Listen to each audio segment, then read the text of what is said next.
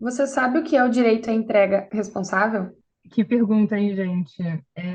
Antes de começarmos a falar sobre esse tema e de eu apresentar minha convidada, né, uma convidada nova e uma antiga, esse episódio vai ser um bate-papo muito especial sobre um tema muito interessante.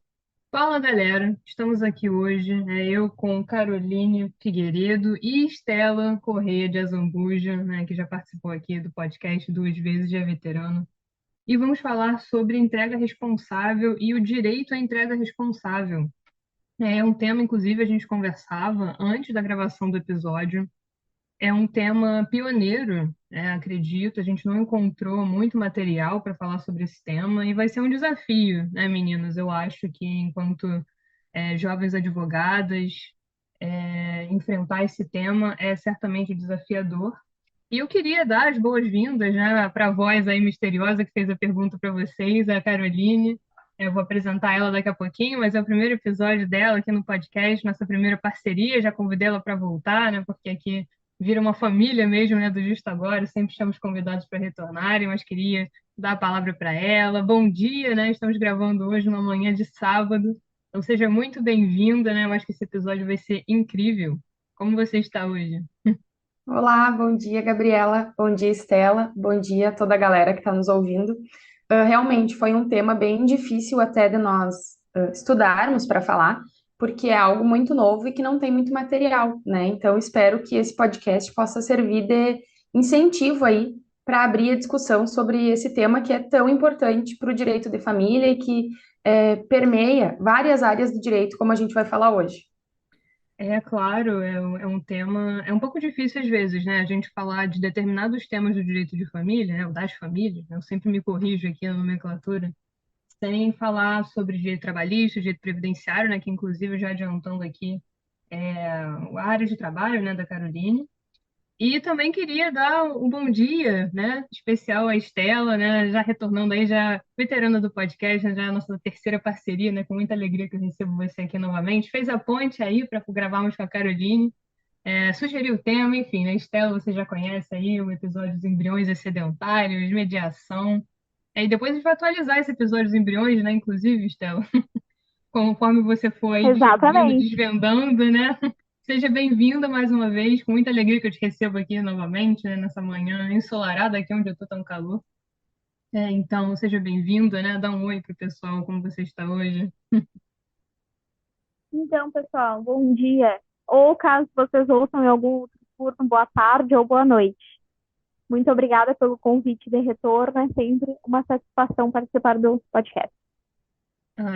Eu que agradeço, né? Sempre uma satisfação fazer essas parcerias e ainda mais para tratar de um tema que realmente eu acho que nós vamos ser pioneiros mesmo.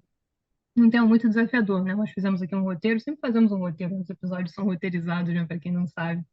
E a gente sempre destaca aqui alguns tópicos para falar. E claro, né, acho que ficou evidente a dificuldade, né, que a gente teve de falar disso, de selecionar esses tópicos, né, para falar. Mas antes de a gente mergulhar, né, de cabeça, eu quero apresentar minhas convidadas, né, a Estela primeiro, né, se vocês não escutaram os outros episódios, não conhecem a Estela. A Estela é advogada, secretária da Comissão Especial de Direito das Famílias e das Sucessões da OAB, na subseção de Santa Maria, né, no Rio Grande do Sul, e pós-graduando em Direito das Famílias e Sucessões pela PUC-Rio. E aqui ela deixou o perfil profissional dela também, né? O arroba estela.zambuja, lá no IG, né? O Instagram, no Insta, né? Como vocês quiserem chamar. E também vai ficar no site, né? Agora o podcast tem um site, como vocês já sabem, então todas as informações vão ficar lá da Estela, né? Vocês já deveriam conhecê-la, né? Mas se não conhecerem, tá tudo lá certinho. E a minha convidada, né? Nova convidada, que também vai lá para o site, né? Que vai voltar com certeza aí para o podcast, mas a Caroline Luize Paul Figueiredo, que também está lá no Insta, arroba Caroline LP Figueiredo, vou deixar para vocês. Ela é advogada especialista em direito da Seguridade Social, atuando exclusivamente em direito previdenciário há 3 anos, além de ser presidente da comissão da Jovem Advocacia da OAB, também lá na subseção de Santa Maria, no Rio Grande do Sul, e membro da Comissão de Seguridade Social da OAB, subseção de Santa Maria também. Então, é interessantíssimo, né? Você é a primeira convidada, que eu recebo com foco no direito previdenciário, e esse tema conversa muito com o direito previdenciário, né? Então, é fundamental a sua participação, agradeço a sua perspectiva, acho que vai ser riquíssimo, né? Porque nós temos aqui a perspectiva do direito das famílias, e a gente não pode deixar de considerar também o viés previdenciário, ainda mais em relação a esse tema. Mas já partindo Eu para o tema em que si, né, a introdução do tema. Não, eu só queria te agradecer, né, publicamente também pelo convite e a Estela por ter feito, como tu disseste, a ponte entre nós. É importante o direito previdenciário, é um tema, a minha área de atuação e é um tema que para mim é muito caro. E é importante que a gente faça esse link, essa relação com outras áreas do direito, porque a gente não consegue viver numa área isolada, né? Então, te agradeço aí pelo convite, pelo espaço da gente debater esse tema. Eu que agradeço, eu que agradeço vocês aí, a Estela aí sempre fazendo as pontes, né? Trouxe o Vitalino, vai trazendo. E divulguem, hein? Podem divulgar hoje quando a gente terminar de gravar e também, né? Aí agora quando o episódio é postado já, então divulguem, né? Convidados que tenham interesse em falar sobre temas já podem me procurar. Eu adoro fazer essas parcerias, né? Eu acho que são assuntos muito interessantes e quanto mais rica a discussão, melhor, né? E que alcance mais pessoas e que a gente consiga produzir um conteúdo legal, trazer conhecimento, né? Mas vamos mergulhar no tema então, né? Porque acho que o pessoal já deve estar curioso, né? Quem nunca ouviu falar, então, especialmente, né? Entrega responsável, direito à entrega responsável. E aí a gente pensou numa forma, né, gente, de introduzir o tema, né? E aí a gente falou um pouquinho sobre a Lei 13.507, né? Que é a lei da adoção, né? Conhecida popularmente como lei da adoção. Nós mesmos, dentro do direito, as leis são todas numeradas, né? Mas a gente acaba conhecendo a lei pelo assunto, né? Que ela aborda. Então, aqui acho que é um bom ponto de partida para a introdução, né? Para a gente pensar esse tema. Exatamente. Se vocês me permitem a introdução, Claro. muito embora o Estatuto da Criança e Adolescente seja de 1990, hoje em dia ele já possui vários retalhos, né? E um deles é a partir da Lei 13.507, que introduz, então, no Estatuto o direito à entrega voluntária do filho à adoção. Ou seja, gestantes e mães passaram a ter o direito de manifestar o interesse em entregar o filho à adoção por meio de um procedimento na Justiça da Infância e Juventude, que visa justamente evitar a caracterização dos crimes contra o estado de filiação e também a adoção à brasileira. A adoção à brasileira é o ato em que mães entregam filhos a outras famílias que não estejam previamente cadastradas no Cadastro Nacional de Adoção. Então, o objetivo da lei é justamente evitar descompassos entre pessoas. E recentemente, final de janeiro, salvo engano, o CNJ editou a resolução 485 de 2023, que visa dispor sobre o adequado atendimento da gestante ou parturiente que manifeste desejo de entregar o filho para a adoção. E aí agora nós tratamos o assunto no podcast, que é um assunto bastante desconhecido, muito embora a lei já tenha 6 anos, o assunto é bastante desconhecido, muitas vezes, inclusive, por operadores de direito. Então, nós decidimos enfrentá-lo neste episódio e esperamos que o episódio seja um norte a operadores de direito e a outras pessoas que tenham interesse em discutir, inclusive, direitos das mulheres. Ele é tão desconhecido que, inclusive, para mim, quando tu fez o convite, né, Estela, de participar do podcast, eu pensei, poxa vida, e agora?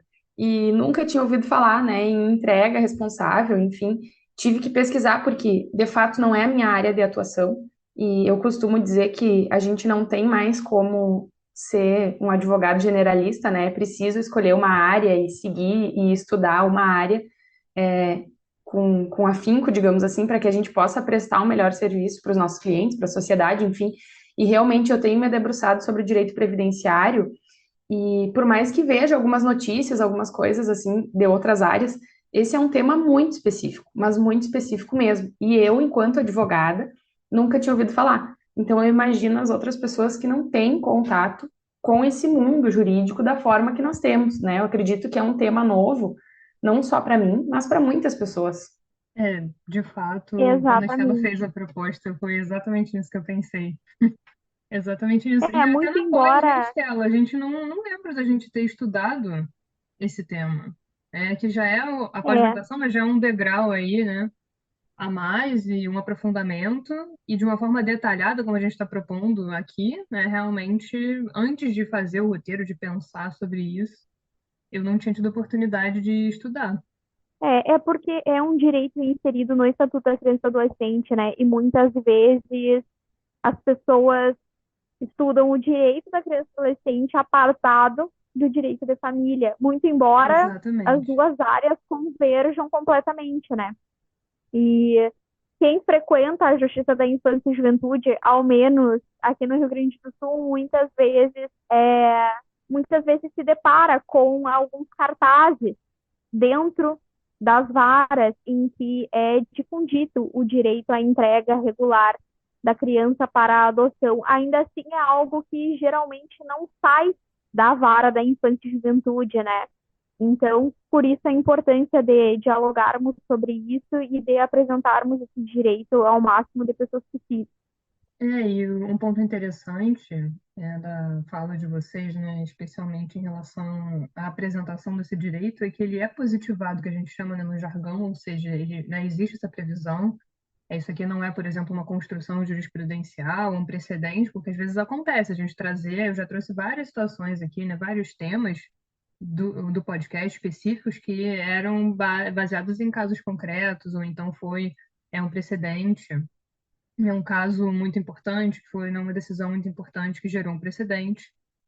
Mas não é o caso que existe essa previsão, mas ela é relativamente desconhecida, mesmo pelos operadores do direito. Então, acho que isso despertou na gente a vontade de trazer esse tema e a necessidade também de conversar sobre isso, né? Então, como a Estela mesmo falou, esse ano, né, a gente está gravando em março, né, de 2023, e o CNJ, né, o Conselho Nacional de Justiça, ele aprovou uma resolução ligado a esse tema. Então, é um tema que ele vem sendo desenvolvido e que a gente tem aí alterações recentes, né? Enfim, questões recentes que a gente pode trazer aqui para vocês. E eu acho, né, que feita essa introdução, esse momento inicial, eu acho que tá. Mas e aí, se a gente puder definir, o que que seria então entrega responsável? A gente já disse, é um direito, ele está positivado, existe essa previsão legal, não é simplesmente produto aí de uma decisão, por exemplo, judicial. Ele existe, ele está no nosso ordenamento jurídico. Mas então, o que que é a entrega responsável, né? Estela, inclusive, na sua fala, você falou uma ideia, né, de evitar a adoção à brasileira. E aí você explicou um pouquinho o que que era adoção à brasileira. Mas se a gente tivesse que definir o que que é entrega responsável, né? Assim, uma definição para as pessoas saberem exatamente, assim, não exatamente, né? Mas terem uma ideia, né, do qual foi o objetivo aqui. Eu acho que é interessante a gente ir lá voltar um pouquinho e pensar qual é o objetivo, né, de ser de uma lei, né? A gente sempre pensa, quando a gente pensa em diplomas legais, existe uma razão daquilo ali ter sido positivado, de estar num Código Civil, por exemplo, de estar no ECA, né, que é o Estatuto da Criança e do Adolescente, existe uma razão de ser, né? Então, se a gente tivesse que definir, pensar, fazer um esforço aqui até para pensar o que a gente poderia explicar para os ouvintes sobre isso. Bom, é o ato pelo qual gestantes ou mães fazem contato com a Justiça da Infância e Juventude e manifestam o interesse em entregar o filho que já nasceu ou que está para nascer à adoção regular. Então, é um direito resguardado pelo Estatuto, como mencionamos, e que tem várias consequências jurídicas, né? Porque não basta acionar a Justiça da Infância e Juventude e manifestar o interesse sobre a entrega do filho para a adoção irregular. Existem algumas outras tantas peculiaridades sobre o direito. Bom, se vocês me permitem, começarei a fazer algumas considerações a respeito. Em primeiro lugar, como dito, a entrega pode ser anterior ou posterior ao nascimento, então, tanto gestantes quanto mães podem manifestar o interesse em entregar o filho à adoção. E o curioso é que no estatuto e na resolução não há idade máxima da criança que pode ser entregue à adoção, o que abre a possibilidade de mães que têm filhos de 2, 3, 4 anos possam manifestar o interesse em entregar esses filhos à adoção. O direito pode ser exercido por mulheres privadas de liberdade ou não, Então, uma mulher eventualmente presa pode manifestar o interesse em entregar o filho que venha a nascer para a adoção. A lei prevê que essa entrega seja sem constrangimento, ou seja, a mãe não pode ser constrangida em momento nenhum por querer exercer o direito dela. E existem algumas outras peculiaridades que a lei prevê. No momento em que a gestante manifesta o interesse, ou a mãe manifesta o interesse, ela será ouvida por uma equipe multidisciplinar. Não sei se é do conhecimento de todos, mas, teoricamente, em lei, os juizados da infância e juventude precisam contar com equipe multidisciplinar, ou seja, com assistentes sociais e psicólogos. Muitas vezes, o judiciário não tem orçamento para contratar psicólogos e assistentes sociais. Então, algumas pessoas são cadastradas, né, e passam a fazerem laudos quando acionadas para tanto. Então, mas, teoricamente, quando a gestante ela aciona a justiça, ela vai passar por avaliações com a equipe multidisciplinar. Então, ela vai passar por entrevistas com assistentes sociais e com psicólogos, e então verificarão se a vontade dela parte de uma vontade indistinta ou se é a decorrência, eventualmente, de um estado hormonal, né? Existe essa peculiaridade. E aí vem a seguinte questão. Se a autoridade judiciária entender que assim aconteça, a equipe multidisciplinar entrará em contato com a família extensa da mãe para verificar se algum integrante da família extensa tem interesse em ter a guarda provisória da criança.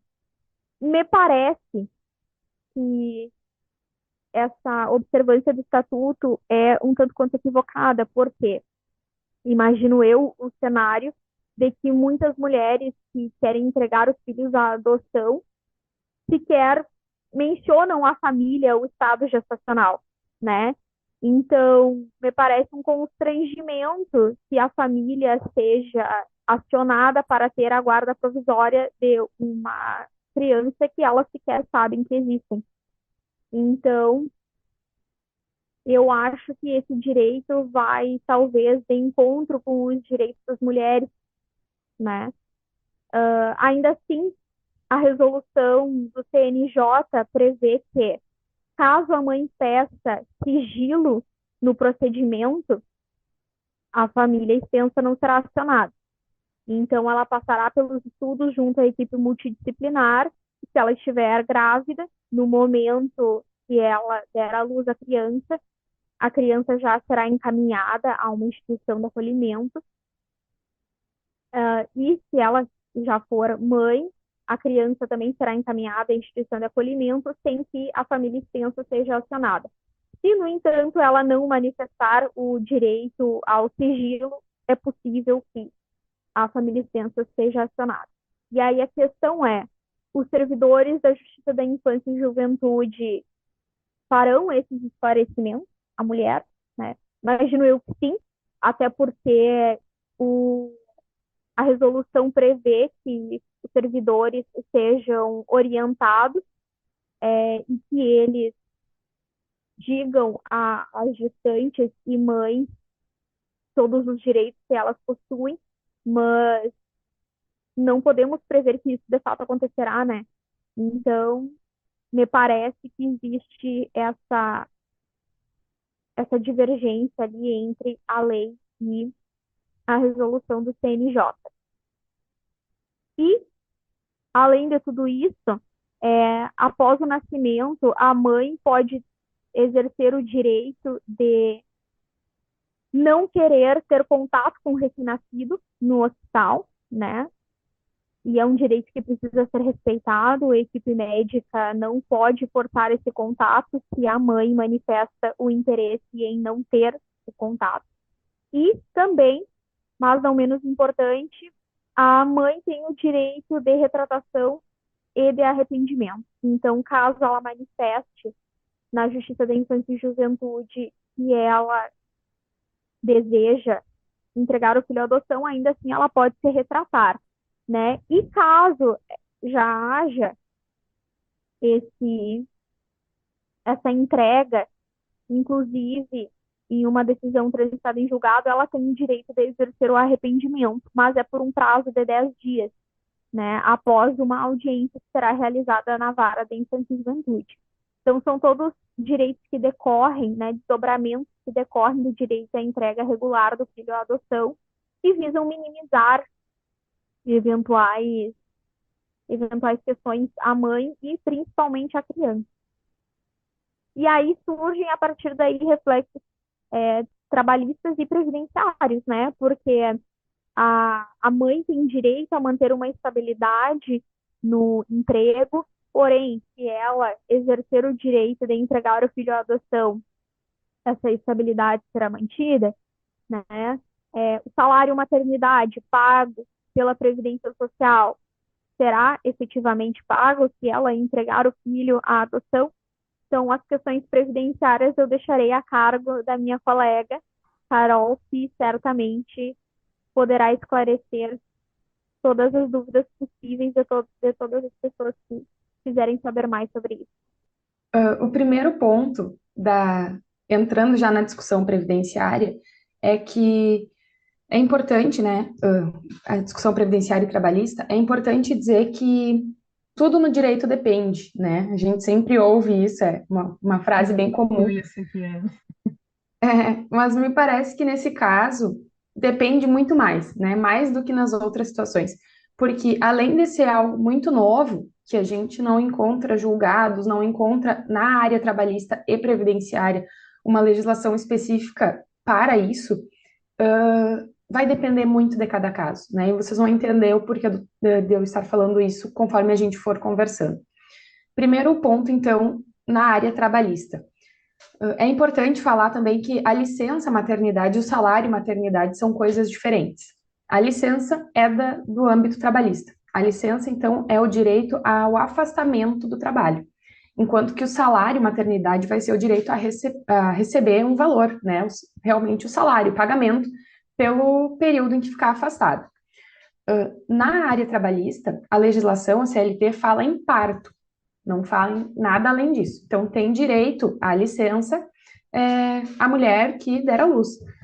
Teoricamente, nada veda o recebimento da licença nos casos de adoção.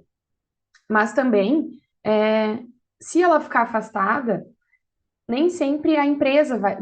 No caso das empregadas, sim, tá? A empresa paga o salário. Mas e aí, se ela ficar afastada sem o bebê, sem ter o cuidado do bebê, como é que fica, né? Então, assim, depende muito do caso, porque pode ser que ela fique com a criança ali antes de entregar por 10 dias, pode ser que ela entregue no ato do nascimento, pode ser que ela cuide da criança por 2, 3 anos, como a Estela falou. Então, a gente teria que analisar cada caso e verificar o que se aplica. Agora, um ponto muito importante é que, tanto para a licença quanto para o salário maternidade, o documento que a gente usa para comprovar o direito dessa mulher é a certidão de nascimento. E aí, se ela não constar como mãe na certidão de nascimento, me parece que já meio que cai por terra os dois direitos, digamos assim, porque tanto do salário quanto da licença, porque não necessariamente ela vai ter registrado aquele filho como sendo dela. Talvez nos casos em que vai ser registrada, Estela, ou como que fica? Sim, porque caso essa criança venha a ser adotada após a, a entrega, a adoção, aí sim, a certidão de nascimento passará por uma correção, né? Passarão a ser pais os adotantes, mas até que essa criança seja efetivamente adotada, permanecem ali como pais, os pais biológicos, né? Então, é um ato que é todo revestido de sigilo, porém é impossível não contar na certidão de nascimento da criança quem são os pais biológicos dela, né? E geralmente, infelizmente, existe essa concepção Geralmente as crianças adotadas são as crianças mais novas, né? Principalmente as recém-nascidas.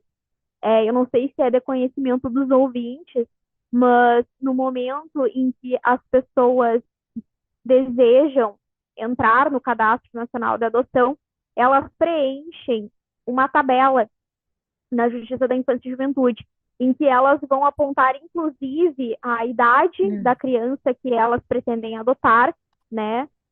O sexo da criança que elas pretendem adotar, a cor da criança que elas pretendem adotar. Então, tu traça um perfil da criança que tu pretende adotar, né? E aí sim vai ser instaurado um processo para verificar se esses interessados têm condições psicológicas, né, de estarem no Cadastro Nacional da Adoção e, eventualmente, serem selecionados para adotar uma criança. Para adotar uma criança, não. Para começar o estágio de convivência e, à medida que o estágio de convivência for concluído, adotar a criança.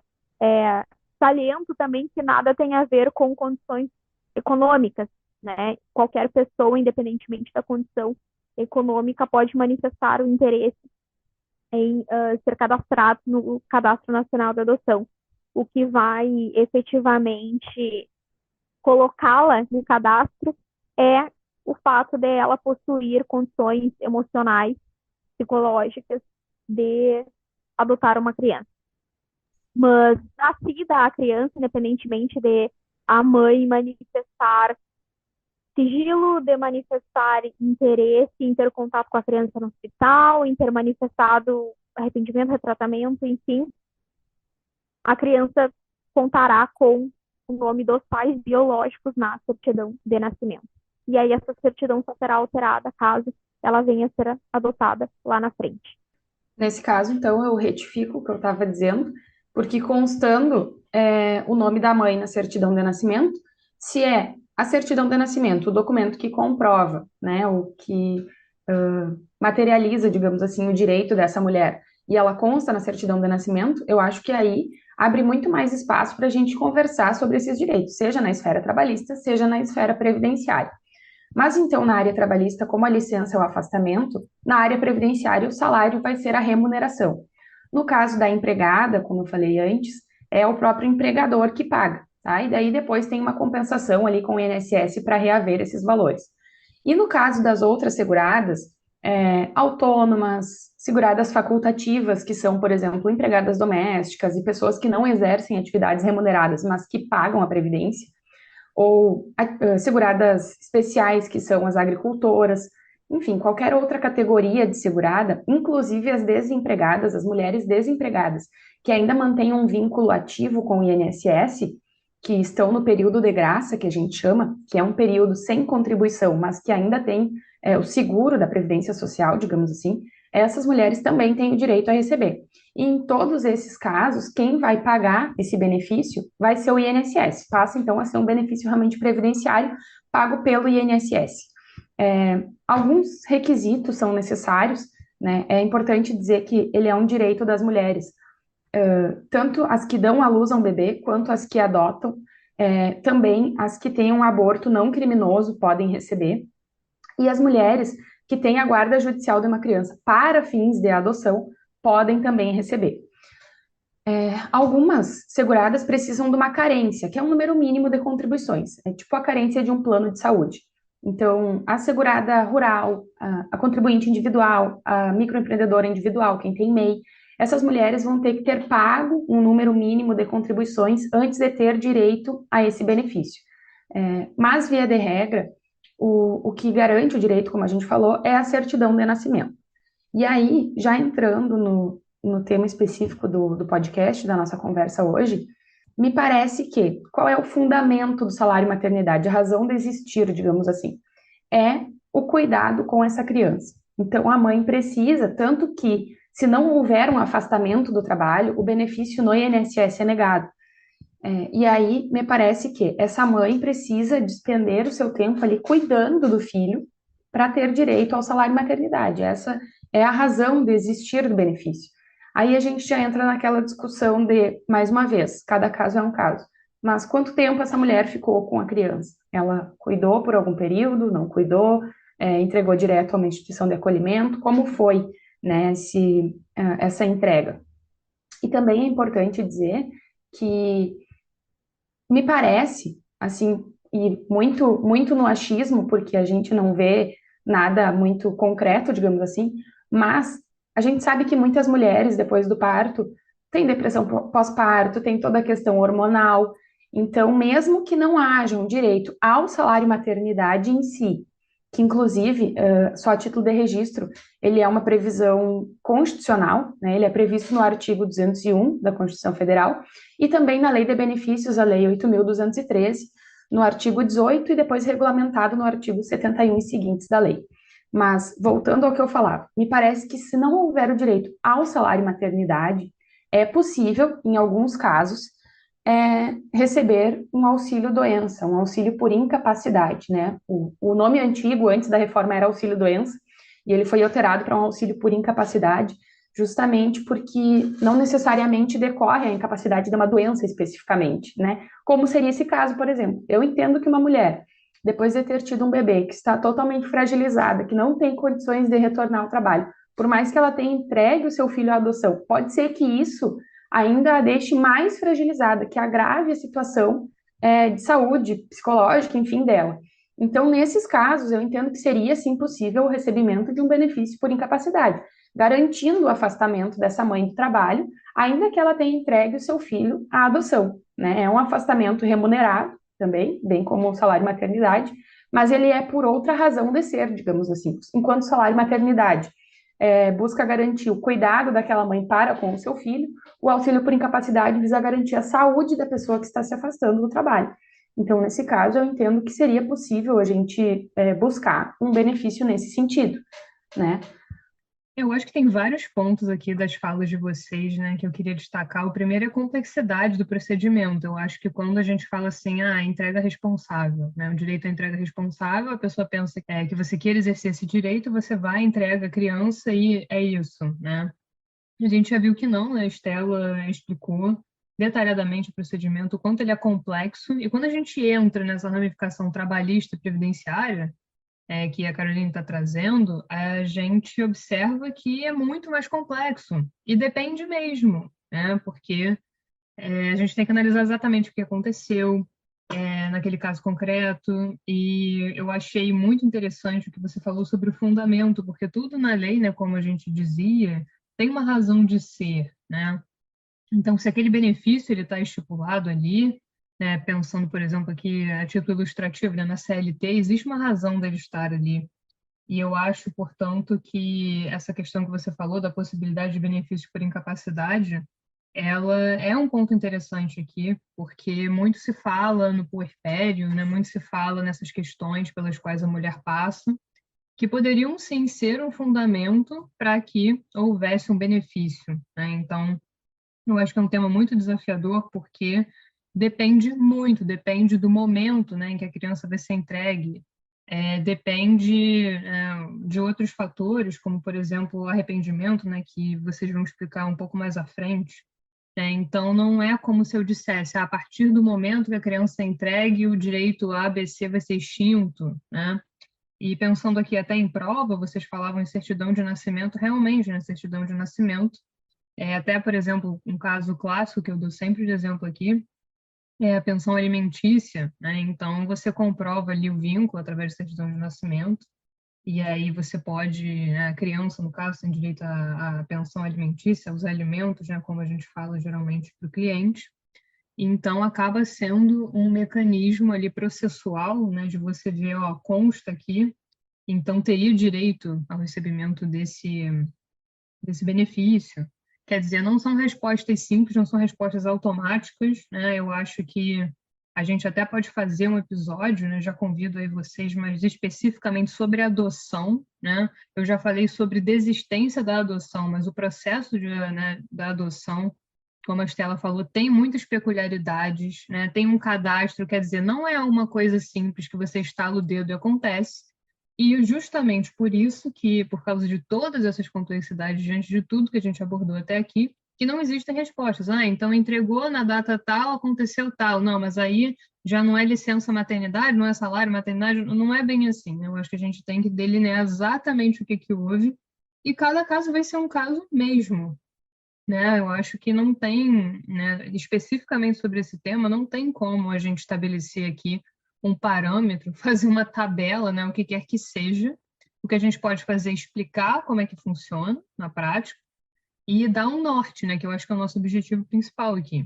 Claro, e alguns pontos comuns que a gente precisa analisar nesses dois direitos, seja o direito à licença ou o direito ao salário maternidade, por exemplo, quanto tempo dura um processo de adoção? Pode ser que, enquanto o processo não seja concluído, aquela mãe fique com a criança, exerça o maternar, digamos assim, cuide dela. E aí, claro, é o caso clássico do direito ao salário maternidade e à licença maternidade. E aí também pode ser que ela de pronto entregue a criança, não queira nem ver no hospital. Então, nesse caso, já me parece que o salário maternidade não seria devido, talvez, então, um benefício por incapacidade, né? Exato. São coisas que a gente tem que analisar e que realmente cada situação é única, porque o processo, como você comentou, ele já é um processo, um procedimento complexo. Enquanto a Estela falava sobre a entrega, enfim, eu fiquei pensando que talvez fosse muito importante um advogado acompanhar essa mãe e essa criança no procedimento, garantir que todos os direitos de todos os envolvidos sejam de fato respeitados, porque a gente sabe que por mais que na lei as coisas sejam muito bonitas, na prática elas nem sempre são Exatamente. tão legais assim, A né? discrepância, né? A informação, eu acho que é Claro, muito importante, né? E você ter um acompanhamento profissional, você vai ter essas informações de que você precisa e vai assegurar ali, né, a observância daquilo tudo. Porque é exatamente o que exato. você falou, é tudo muito bonito, tudo detalhado, tudo muito bem explicado, né? Mas a E prática já é outra coisa, né? claro, e eu acho que é até Inclusive, complicado.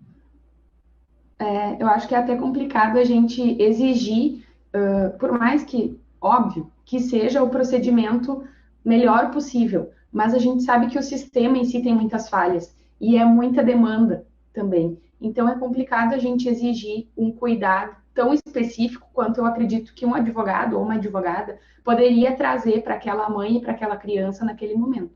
Mas esses pontos todos são necessários de ser analisados justamente em cada situação, para que a gente verifique se persiste ou não. Por exemplo, eu, enquanto advogada previdenciarista, não faço ideia de quanto tempo dura um processo de adoção, de como, na prática, quanto tempo vai durar esse procedimento. Então, teria que realmente sentar, analisar a situação em específico e aí pensar em saídas e em caminhos para aquele caso. Mas o que eu quero dizer, e aí para finalizar essa minha fala, é que existem caminhos. A gente pode pensar, e a gente está aqui enquanto advogadas, para encontrar os caminhos em prol dos nossos clientes. Então, existem caminhos e nós vamos ter que buscar eles. Sem dúvida, eu acho que um ponto, só para finalizar essa questão, ressaltar da sua fala, é exercer o maternar, né? Eu acho que isso é um ponto de partida que a gente pode observar nos casos concretos, mas, de novo, né, ressaltamos que não é fácil, né? Longe de ser uma questão simples, né? São casos específicos, enfim, cada caso vai ser um caso e a gente vai ter que analisar. E a Estela queria falar um pouquinho, né, Estela, sobre esse ponto. sim, com o objetivo de concluir aqui e também de trazer uma luz, eu sugeri o tema Gabriela em razão de duas peculiaridades que eu vivenciei no final do ano passado e no início desse ano. No final do ano passado, nós, em um grupo de estudos de violência de gênero, falamos sobre violência obstétrica. E em meio às discussões sobre violência obstétrica, eu mencionei sobre a possibilidade das mães entregarem os filhos à adoção. E os presentes não faziam a menor ideia que esse direito existia. E em janeiro desse ano, eu soube de uma peculiaridade, de um caso em que, claro, antes da existência da lei, uma pessoa conhecida vivenciou essa entrega à adoção, mas ela fez uma entrega irregular do filho à adoção. Ela já possuía um filho, não possuía condições psicológicas, financeiras, enfim, de maternar novamente, digamos assim, e ela fez a opção de entregar o filho para a adoção irregular. Então, ela entregou o filho a um casal que, no qual o marido da relação registrou a criança como filho biológico dele.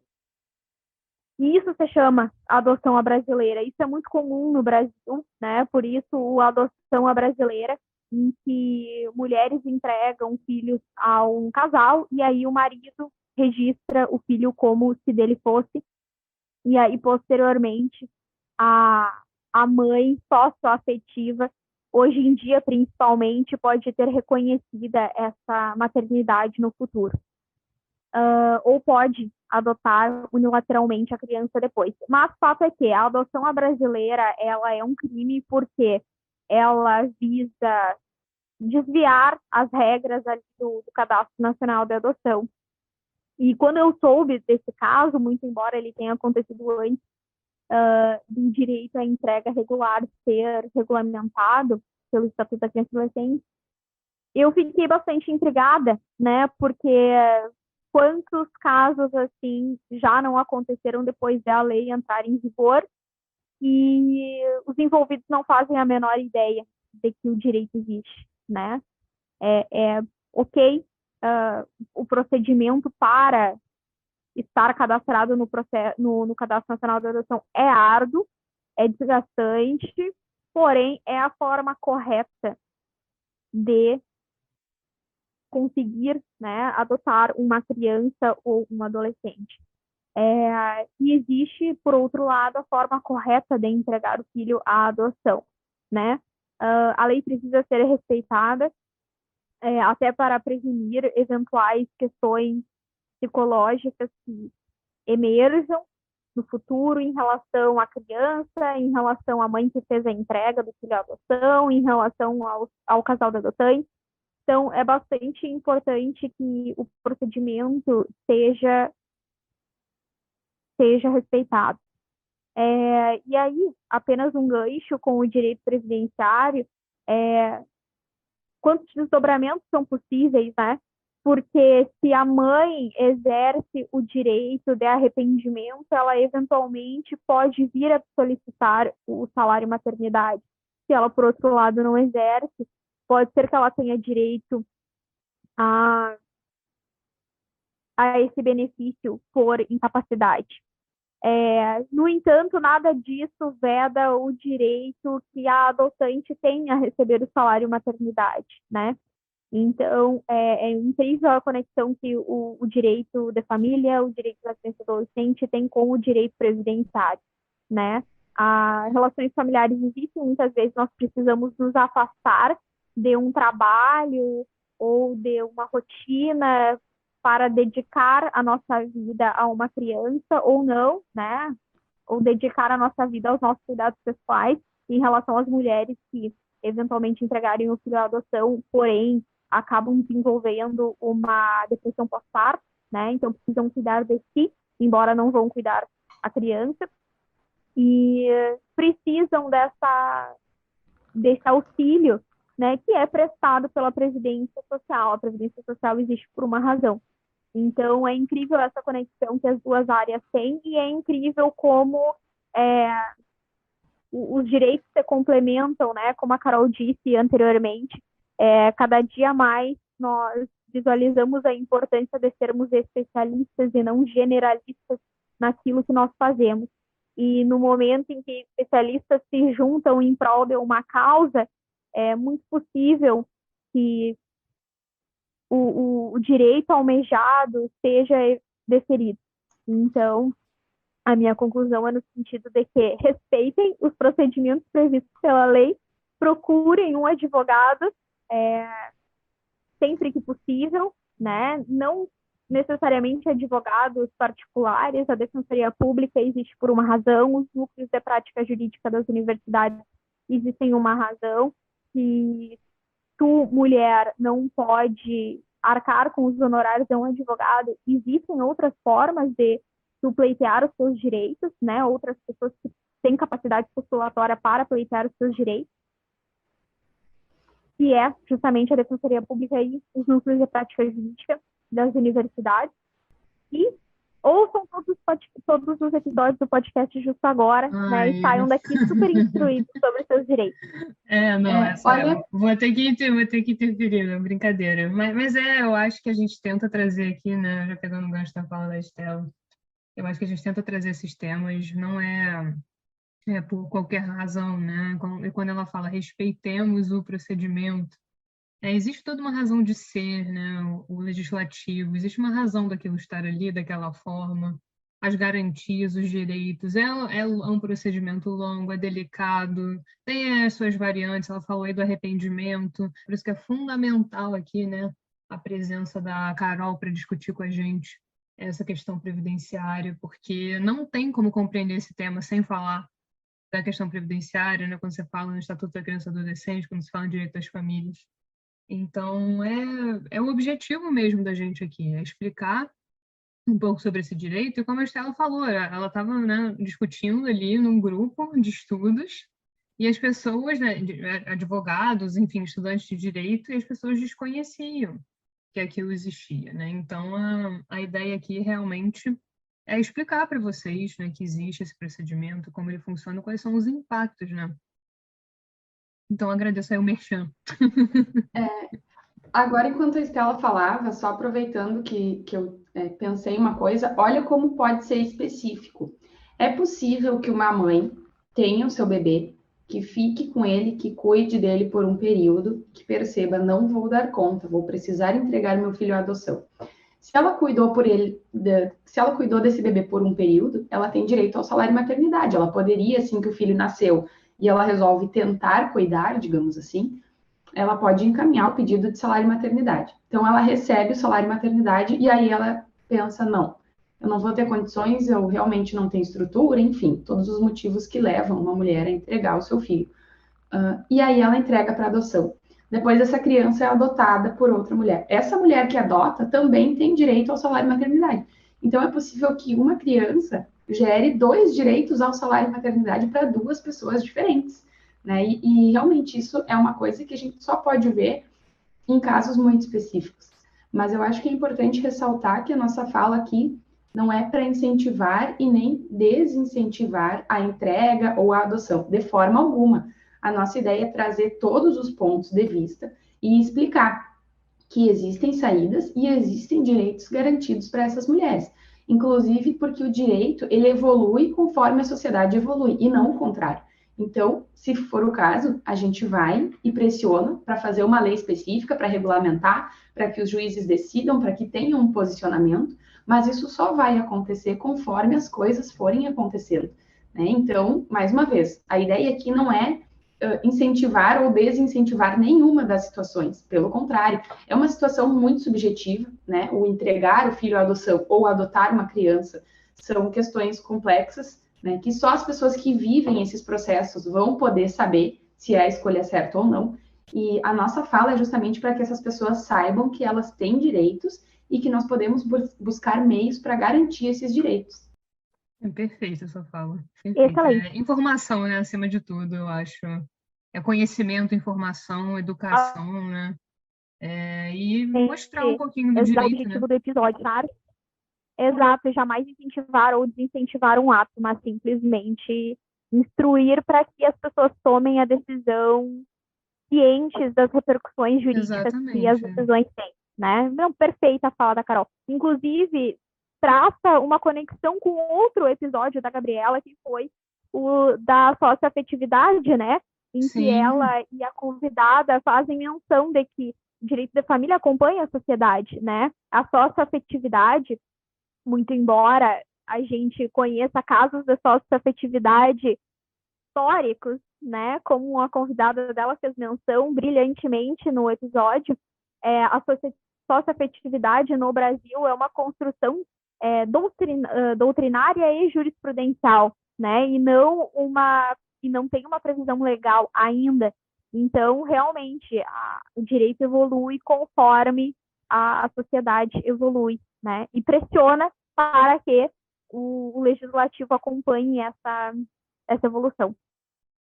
Exatamente. Eu acho que a ideia é trazer sempre para os ouvintes, sejam estudantes ou advogados ou pessoas, né, que nem sejam da área, o conhecimento, saber que isso existe, saber quais são as implicações, conversar um pouquinho sobre os impactos disso, né, jamais influenciar a decisão de ninguém, né, eu acho que é o importante a gente dizer, ó, isso existe, e explicar essas prerrogativas, né, e falar um pouco da experiência de vocês. E eu acho, sim, né, ressalto aqui que a gente pode fazer um episódio só sobre adoção, né, eu acho que é um tema importantíssimo também e carrega suas peculiaridades, suas complexidades, né, assim como a gente falou no aspecto previdenciário, né, mas dentro aí do procedimento de adoção em si, né, então porque também pode variar, né? Não tem um tempo certo, demora tanto tempo, né? E isso também gera essas incertezas previdenciárias que a Carol abordou. Mas eu acho que cumprimos, né, o nosso objetivo aqui. Eu acho que esse tema foi sensacional, né? Agradeço mais uma vez aí a Estela por fazer a ponte. E convido as duas para retornarem aqui ao podcast, né? Eu acho que temos muitos temas, já temos direito previdenciário, né? São também temas muito ricos. E como falamos aqui no episódio praticamente todinho, né, não dá para estudar um sem estudar o outro, né? Não teria como falar desse tema sem falar em direito previdenciário também, né? Então fica aí a sugestão para gravarmos outros episódios e para os ouvintes sugerirem também, né? Eu acho que existe curiosidade, existe vontade de aprender sobre isso, de informar, né? De disseminar aí o conhecimento, então aguardo aí a manifestação de vocês para fazermos mais episódios. Eu já estou esperando as sugestões aí. Já tô com a roupa daí. Só me avisa o dia e Duas, vamos gravar. um episódio sobre adoção agora, para explicar aos ouvintes como funciona o processo de cadastro no Cadastro Nacional de Adoção, como funciona posteriormente o processo de adoção e todas as peculiaridades, né? Porque existem inúmeras formas de adoção, né? A adoção unilateral, existem a adoção compartilhada. Vocês já ouviram falar dela? Um procedimento realmente incrível, similar à coparentalidade, e realmente merece um episódio único e exclusivo. Assim como merece um episódio único e exclusivo os reflexos entre o direito previdenciário e o direito da família. Com certeza, então, já lançamos aí os novos episódios, né? Falar sobre adoção, eu acho que com certeza merece o seu episódio, até para a gente poder abordar de uma forma mais detalhada. E os impactos previdenciários também, né? Que podem ser abordados não só em relação ao tema, né, da entrega responsável, o direito à entrega responsável, né, que falamos aqui hoje, mas em relação a várias outras situações e que, inclusive, nós estudamos, né, Estela, tivemos a oportunidade de estudar na pós-graduação. Mas eu queria agradecer as duas, né, mais uma vez por essa parceria, né? Eu achei o tema sensacional, a parceria sensacional, né? Eu tive a oportunidade de conhecer mais uma advogada e colega do Sul, aí o Sul sempre muitíssimo aqui bem-vindo, né, no podcast, os convidados aí. Então, com muita alegria que eu recebo vocês. Vamos deixar as referências, como a gente falou, né? São poucas referências, mas a gente pensou em deixar o texto aí para vocês da resolução, né, do CNJ, que é bastante recente, desse ano, então é interessante a gente deixar para vocês. O site da BDFAN eu sempre recomendo aqui, na verdade, né, para quem atua nessa área, porque tem sempre notícias novinhas, as redes sociais deles, né, o podcast deles, então sempre fica aqui como recomendação. E até do ponto de vista da jurisprudência, a gente buscou, né, meninos, buscamos casos aí para tratar com vocês sobre esse tema, de repente um caso que fosse, né, mais emblemático, mas não conseguimos encontrar, mas ainda assim temos alguns casos que concederam, né, salário e maternidade a avós, né, então são casos interessantes também de abordar, a gente pode deixar também, de repente, nas referências aí para vocês, né? Então, embora a gente não tenha um caso específico aqui, referente ao tema que a gente abordou, nós temos casos ainda assim interessantes sobre essa questão. Mas aí ficam as recomendações, vou deixar o arroba de vocês, né? O perfil profissional, direito previdenciário, enfim, né? Com a Carol, eu trabalho com isso. né? E vai ficar tudo no site também, tá, gente? Vai para o YouTube, agora o podcast está aí em todas as redes, né? Então vocês podem escutar no Spotify, podem escutar no canal do YouTube, né? O áudio do episódio direitinho. Podem acompanhar também no site, né? No site tem todos os links para vocês acompanharem. Tem as informações, né, dos convidados também. E, claro, né? Acompanhem, ative o sininho de notificações, dá like, segue, né? Estou sempre aqui pedindo ao final, né, para divulgar o episódio ao máximo. E nós vamos pensar numa pergunta, né? Agora o Spotify tem permitido que a gente faça uma enquete, então, de repente, a gente pode fazer uma enquete perguntando se os ouvintes, vocês já tinham ouvido falar, né, de entrega responsável, né, o direito, sabiam que é um direito, né, que é positivado, né, pelo nosso ordenamento. De repente, a gente pode pensar numa outra pergunta, mas essa me parece legal, né, para sintetizar aí o que falamos ao longo do episódio. Mas aí quero abrir, né, o espaço para vocês, né, que vocês, enfim, né, falem com os ouvintes, se quiserem dar alguma recomendação pessoal, né, então, e agradecê-las mais uma vez. Eu reforço o agradecimento pelo convite, né, para falar desse tema que, como a gente comentou inúmeras vezes aí no decorrer desse podcast, ele é um tema muito novo, então a gente vai precisar de muito estudo, de muita dedicação e de ação, né, da comunidade jurídica, digamos assim, para efetivar os direitos dessas mulheres, dessas crianças. É importante que a gente leve essa informação para o maior número de pessoas possíveis, para que as pessoas também possam fazer decisões e escolhas conscientes, mas não com medo do que vai acontecer com relação aos seus direitos, né? Como a gente falou antes. Enfim, estou à disposição. E é isso, espero que tenham gostado, espero que seja de valia para vocês, que tenha trazido novas perspectivas, que vocês aproveitem o podcast.